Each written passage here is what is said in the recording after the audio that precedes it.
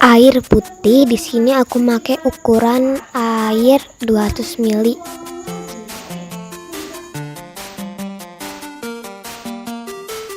Bubuk boraks atau boraks powder di sini aku pakai setengah sendok makan aja, lalu aduk-aduk hingga merata.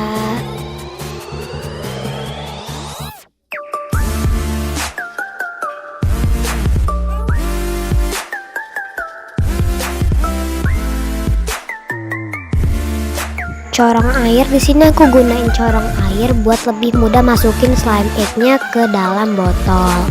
Setelah slime egg-nya masuk ke dalam botol, kayak dikocok-kocok gitu loh, sampai slime egg-nya itu tercampur rata.